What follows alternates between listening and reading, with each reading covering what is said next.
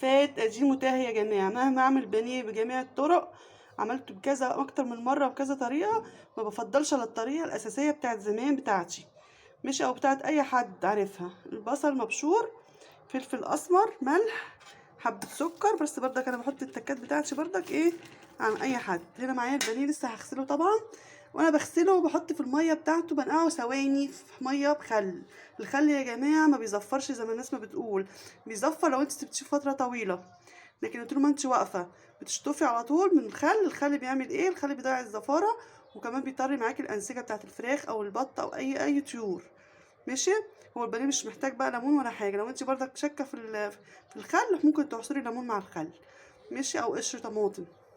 بس هو البانيه مش محتاج. البانيه احنا بنجيبه من مكان موثوق منه، مبقاش زفر ولا حاجه. نقطتين خل على الميه كده وبشطفه في ثواني كده وانا واقفه. ماشي. دلوقتي بقى ايه، هغسله واحطه بقى في التتبيله ديت، واقول لكم برضك الخلطه بتاعت البقسماط انا بعمل فيها ايه. ماشي. انا بضيف على البيضه، بحط بيضه واحده مهما كميه البانيه معايا قد ايه. ما بحطش الا هي بيضه واحده، والباقي لبن. بزود لبن ما بزودش ميه. ماشي.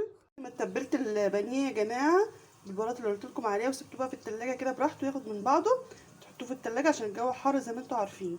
ماشي. معايا هنا في الطبق ده ايه، معايا بيضه، فلفل اسمر، ملح، وزودتها شويه لبن. ماشي. شويه لبن كده بالكريمه بتاعته يعني لو فيه. معايا هنا ايه تاني، معايا دقيق، ده دقيق اسمر. ماشي. لو ما عندكمش طبعا دقيق الابيض عادي يعني. ماشي. وده هنا ايه، معايا هنا دقيق بقسماط اللي هو الفيجيتار ده. ماشي. متبل هو. حطيت عليه ايه، حطيت عليه نشا وحطيت عليه دقيق. ماشي. البهارات بقى اللي انتوا بتحبوها لو عايزين تحطوا، هو متبهر. ماشي. لو انتوا ما عندكمش على فكره ممكن تعملوه بدقيق، بيبقى حلو مش وحش، تبهروه وتعملوه بيه. لما تجيبوا الكيس اللي هو اللي ابو 5 جنيه تقريبا ولا ايه، وتزودوه بدقيق برضك بيبقى حلو مش وحش على فكره، بيبقى احلى من ده. دي البقسماط ده يا جماعه ده بتاع ماي واي. انا بصراحه يعني ما عجبنيش قد كده. انا افضل اللي هو التاني اللي هو مش عارفه اسمه ايه تقريبا، مش يطر، مش عارفه والله ما فاكره، مش فاكره اسمه ايه. هو بيتباع يعني معروف، هو تقريبا كان ب5 جنيه الكيس. انا بقالي فتره ما جبتهوش. ماشي. يا رب ايه بس تكون الطريقه بتاعتي عجبتكم والمكونات عجبتكم. هقليه بقى معاكم واوريهولكم. ماشي. انا عامله كرنبيط ده يا جماعه قبل البانيه.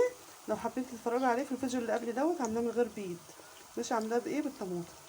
البانيه يا حبايبي هو على النار اهو. بسم الله ما شاء الله عليه. هو طبعا الاضاءه ما بتبقاش مظبوطه قد كده يعني، مش زي ما هو ايه، مش زي ما هو طالع. ماشي. هو لسه مستويش. يلا يا بس متنسوناش باللايك والاشتراك في القناه، ومش مشتركين. السلام عليكم ورحمه الله وبركاته.